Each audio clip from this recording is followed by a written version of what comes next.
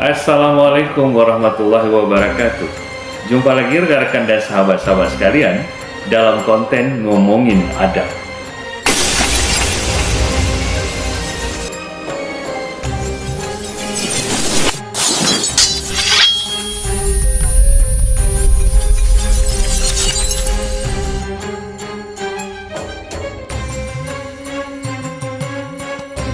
Adapun untuk edisi yang ke-22 ini, kita akan ngomong dengan tema menjadi magnet uang. Buktikan dalam 3 hari ke depan. Sadar nggak sih kalau yang namanya uang itu ada energinya?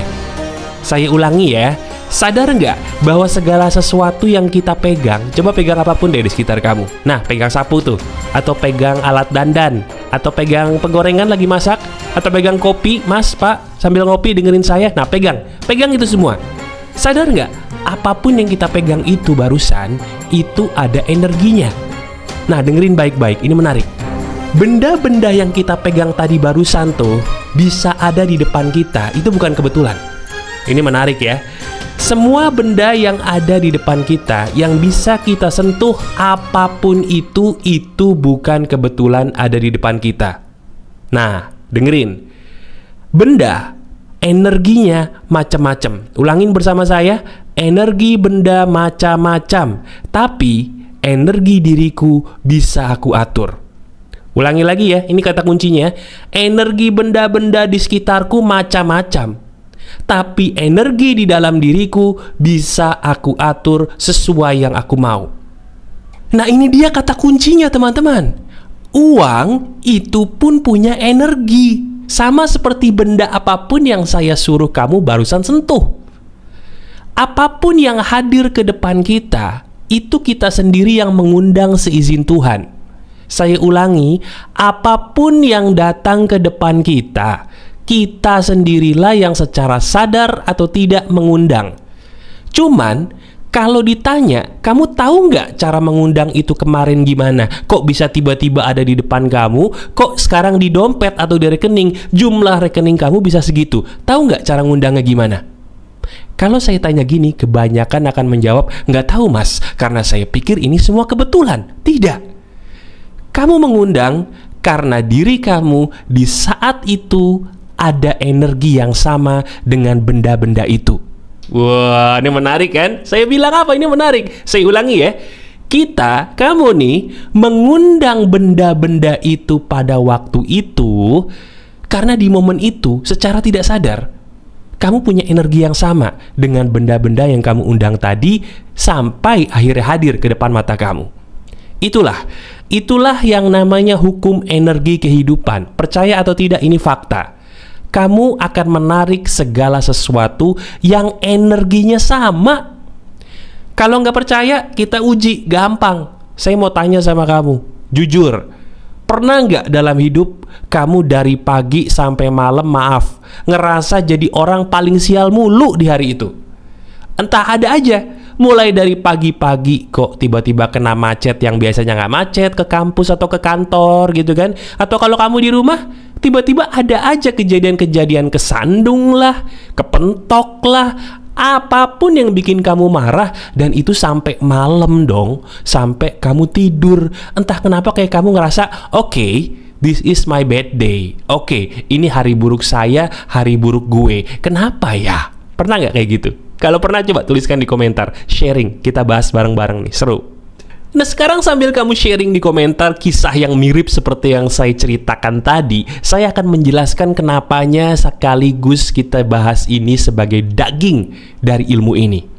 Teman-teman, sialnya kamu pada waktu itu 1 hari full, dengerin, karena kamu sendiri tidak sadar mempraktekkan ilmu ini. Tahu nggak? Ketika kamu sedih dan kamu tidak berusaha menenangkan diri, kesedihan kamu itu akan mengundang hal lain yang membuat kamu semakin sedih, dan semakin sedih. Sama dengan marah. Kalau kita marah pagi-pagi, itu pasti kita akan selalu melihat hal yang entah kenapa di hari itu bikin kita marah terus seharian. Bukan karena Tuhan jahat. Jangan salahin Tuhan ya, ini salah kita sendiri. Kenapa? Karena energi itu akan menarik sesuatu yang sejenis. Kalau yang kita pancarkan energi negatif, yang ketarik yang negatif. Kita marah nih, itu kan negatif. Kita pasti akan narik banyak kejadian orang-orang yang bikin kita bukan happy, malah tambah marah di hari itu. Kenapa? Karena di waktu itu kita mengawali hidup dengan marah dan tidak berusaha menenangkan diri. Nah, sama dengan kebahagiaan. Gampangnya gini, energi cuman ada 2 jenis. Ulangi bersama saya, energi dalam hidup kamu cuman ada berapa? 2. Nggak usah ribet, cuman 2. Apa itu, Mas? 1, energi negatif. 2, energi positif. Nggak ada energi netral, semua cuman positif dan negatif. Jelas sampai di sini? Nah, uang. Menurut kamu uang itu energinya negatif atau positif? Jawab di komentar. Apa? Negatif atau positif? Kenapa kamu bisa berpendapat begitu? Oke, saya akan jelaskan supaya kamu paham nih kalau salah. Teman-teman, uang itu negatif atau positif bisa tergantung dari yang punya. Saya ulangi, uang itu negatif positif bisa tergantung siapa? Tergantung yang megang, tergantung yang punya. Betul tidak? Renungkan. Nah, iya kan? Nah iya, ayo senyum-senyum sendiri lagi. Ya, betul, itu. Kita uji. Coba, kamu pernah nggak punya banyak duit?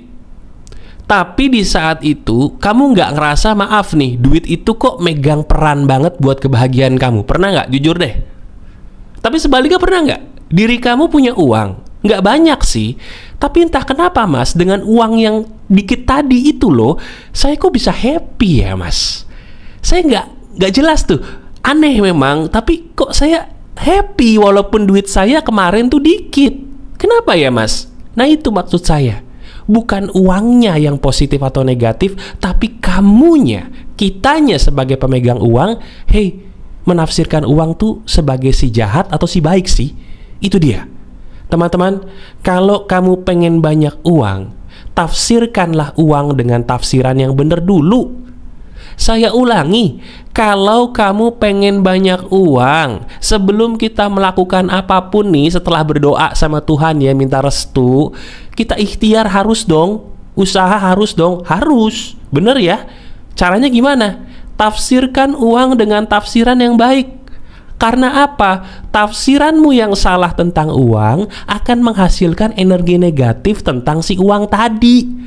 Nggak heran kalau energi negatif kita kepada uang itu besar. Ya jelas uang itu jadi males bawa temen-temennya masuk rekening kita. Paham nggak? Tapi kebalikannya, kalau kita menafsirkan uang dengan tafsiran yang benar, energinya jadi positif dong. Otomatis jangan heran juga kok tiba-tiba uang itu datang bawa temen-temennya mulu ya, Mas, ke rekening saya. Pernah kan kamu alami?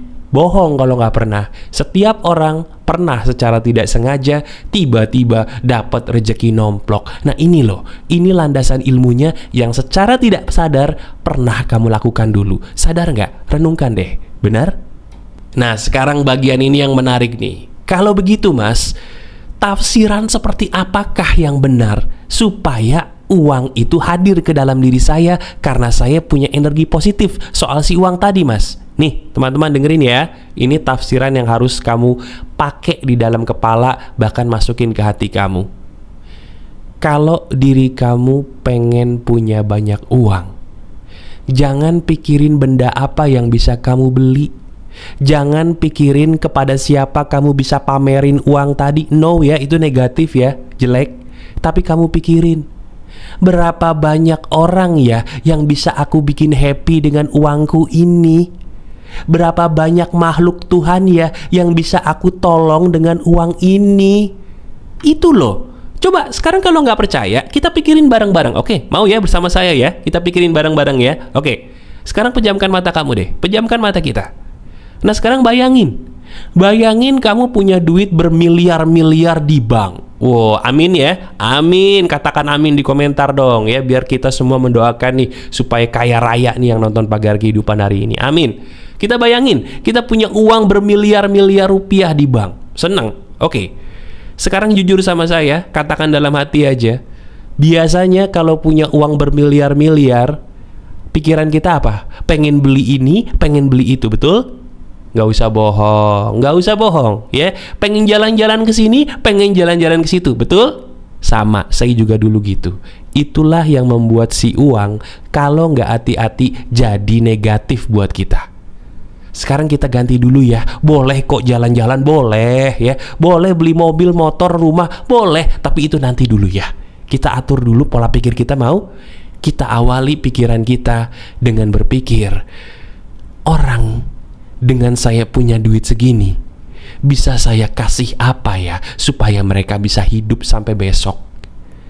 Makhluk Tuhan, hewan-hewan dan tumbuhan di sekitarku, bisa aku belikan apa ya supaya hewan-hewan yang lucu itu loh, dengan aku punya banyak duit segini, mereka bisa terawat, mereka bisa hidup bahagia, mereka bisa hidup tenang.